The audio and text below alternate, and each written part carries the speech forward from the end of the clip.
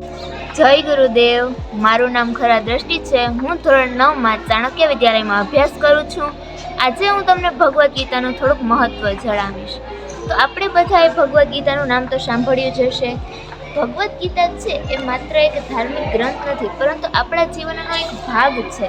ભગવદ્ ગીતા છે માત્ર વૃદ્ધો માટે નથી, પરંતુ યુવાનો માટે પણ એક પ્રેરણાનો સ્ત્રોત છે.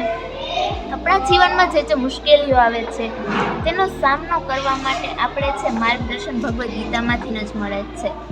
તો ભગવદ્ ગીતા છે એમાં એક સરસ એવો શ્લોક છે, કર્મણે વાધિકારસ્તે મા ફલેષુ કદાચનમ મા કર્મ ફલ હેતુ તે સંગોસ્તવ કર્મણી. આ શ્લોકનો અર્થ એ છે કે તારો અધિકાર માત્ર કર્મ કરવા ઉપર છે, ફળની આશા ઉપર નથી. તો તારે ફક્ત કર્મ જ કરવું જોઈએ.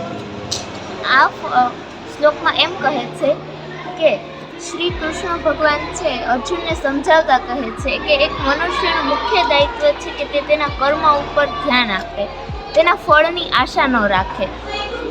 એટલે કે આપણે જ્યારે કોઈ પણ કામ કરીએ છીએ ત્યારે આપણે તે કામ ઉપર જ ધ્યાન કેન્દ્રિત કરવું જોઈએ. એના પરિણામ વિશે છે તે આપણે ચિંતિત ન થવું જોઈએ.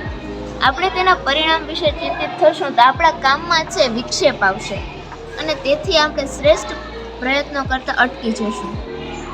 તો હવે આનો અર્થ જાણ્યા બાદ આપણે છે એ જીવનમાં ધીરજ અને નિષ્ઠાપૂર્વક કામ કરવું જોઈએ.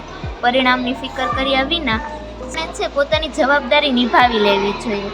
સફળતા કે અસફળતા પર ધ્યાન આપ્યા વિના આપણે છે એ પરિણામ ઉપર છે એ ધ્યાન કેન્દ્રિત કરવું ન જોઈએ અને પ્રયત્ન ઉપર ધ્યાન કેન્દ્રિત કરવું જોઈએ. તો હવે આપણે એ વિશે વાત કરીએ કે ભગવદ્ ગીતા આપણા જીવનમાં કેવી રીતે છે એ ફાયદાકારક છે.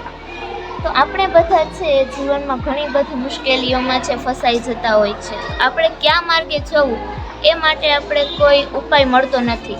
તો આપણે જો ભગવદ્ ગીતાના શ્લોકોનું વાંચન કરીએ તો તેમાંથી આપણે છે જીવનની અનિશ્ચિતતા સ્વીકારવાનો છે એ એક સાહસ મળે છે ને આપણે આપણા જીવનની મુશ્કેલીઓ સામે સામનો કરી શકીએ છીએ.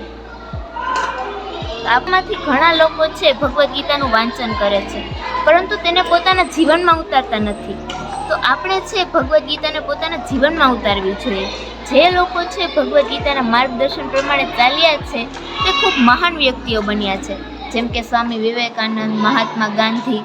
તો આપણે પણ ભગવદ્ ગીતાના શ્લોકો વાંચવા જોઈએ, તેને પોતાના જીવનમાં ઉતારવા જોઈએ. તો આપણું જીવન છે સફળ બની જશે.